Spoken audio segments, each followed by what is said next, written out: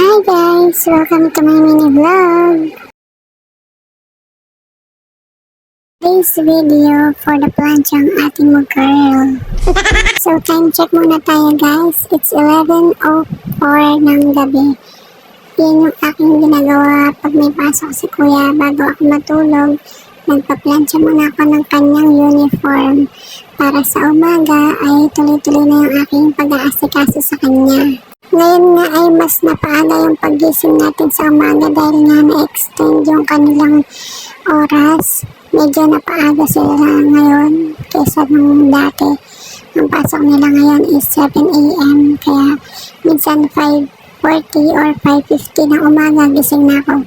At ayan, paggising ko nga ay nag-ready muna ako ng maalmusal ni kuya. At pagkatapos kung maihanda yung kanyang almusal, gigisingin ko naman siya. At habang nag-aalmusal nga si kuya, nagre-ready naman ako ng kanyang mga gamit na gagamitin. Yung kanyang uniform at yung bag niya.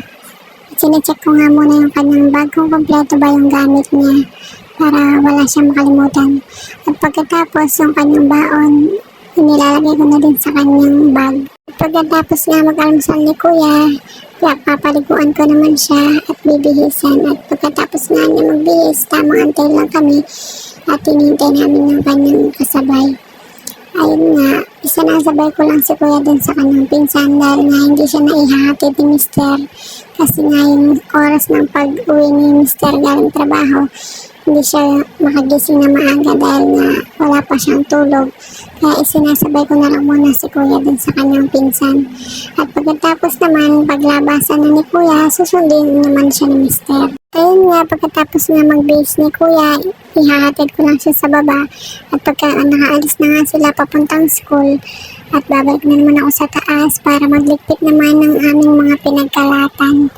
At ayan, habang natutulog pa nga yung dalawang mag-ama ko, naglilinis muna ako ng mga ibang pwede kong linisin. At pagkatapos ko nga maglinis, gahanda muna ako ng almusal para nga makakain naman kami. At pagkatapos namin makakain ng almusal, saka naman ako magluluto ng aming tanghalian. Habang nagluluto nga ako, isinasabay ko na rin yung paglilinis ko ng ibang kalat. Bilang isang ina, minsan kaligayahan din natin talaga yung mapanatili natin malinis at maayos ang ating mga bahay. Pero minsan, kahit araw-araw tayong maglinis, basta may mga anak tayong maliliit, hindi natin maiiwasang may kalat. Pero yung mga anak ko, minsan kahit hindi sila utusan, kusa silang naglilinis at nagliligpit ng mga kanilang pinagkalatan. Kaya nagdagdag na naman ang ating mag-girl. So ayan guys, hanggang dito na lang ang aking mini vlog. Maraming salamat sa panonood. Bye guys!